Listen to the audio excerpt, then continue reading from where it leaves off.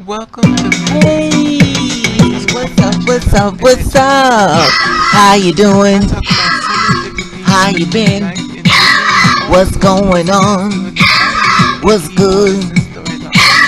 Are you Please getting it subscribe in? and check out Somebody Bigger getting it Over for on you? YouTube where we speak on wellness What's in a different going way. So check us out. on, people? Follow me on Instagram and see how we Subscribe to do. my channel. Okay, I want to share this story with you. Caitlyn Jenner donates $85,000 to the LGBTQ charities, and it's reported as of November the 5th, 2018. Now, after denouncing Donald Trump, Jenner puts up her money where her mouth is at. After years of supporting Donald Trump and his professed support for the Republican Party, Caitlyn Jenner has donated a significant amount of several Arizona LGBTQ charities. This week, Jenner and Sophia Hudson, the director of her Charities Foundation, visit Phoenix and to announce they donated $20,000 to Southwest Center's Transgender Resources and Navigation Service with the help of non-binary trans people with access of health care. The women also donated $20,000 to GLSEN Phoenix, which helps schools more exclusive with the LGBTQ students. They also contribute $50,000 to the Arizona Trans Youth and Parents Organization, of $30,000 of Mulligan Manor, which helps at-risk LGBTQ youth in the area. If wanted to concentrate on the next generation upcoming, the ones that are 5 to 15 to 20 years old, the next generation coming up with the make it more easy for them. Don't put all those challenges out on them in most normal. Jenner said on Fox 10 Phoenix. She also posted about the donations on Twitter. We should go to her Twitter account. Caitlyn Jenner says she's had a great time today disputing for grants extremely deserving organization in Phoenix, Arizona. I am blessed to be a part of the LGBTQ community of November the 2nd, 2018 that was posted. When it comes to advocating for the LGBTQ, Jenner was a checkered past. She attended Trump inauguration and wore a Make America Great Again hat. And the public days after she announced that he announced the ban on transgender people serving in the military. Recently, she confessed that her hopes for President Trump will advocate for transgender women's place on opted by the Washington Post and admitted that the trans community is being relentlessly attacked by the president. Since then, I have learned and continue to learn about the decades of our trans community, or the community faces with the politics surrounding and places our voice that can help. Jenner wrote, I have reflected on my unique position and privilege mean and how I can best make a positive difference.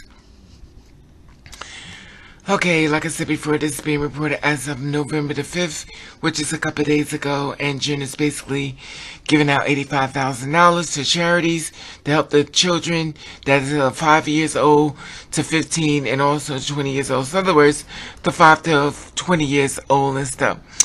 $85,000 is a lot of money, whether you want to deal with it or not. It's a lot of money. And basically, she's kind of wrong her,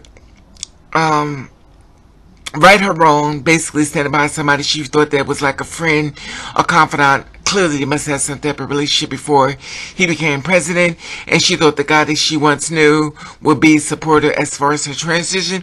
But unfortunately, you got a wake-up call when you become trans. You lose a lot of things, and thus include friends and also includes family.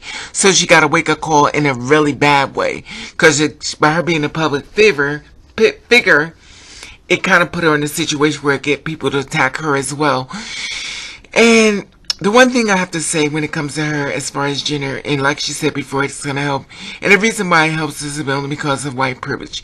And when I say that, I'm not being racially mentioned, but it seems like things only seem to matter more when it's a white person that says, hey, stop it. It also happens even when it comes to the black community and stuff. When a white person stands up and say we can't do this, then it becomes much more relevant.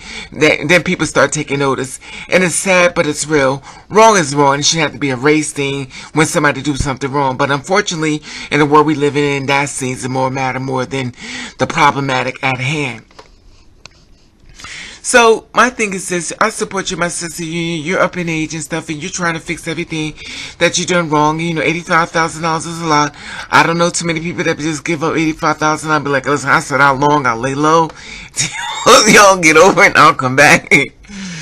But at the end of the day, I still send you, says that the first one was not a friend of yours, but because I felt as though you was doing things very wrong, but it's kind of good to see the turnaround, and I'm here for the I'm here for it, you know.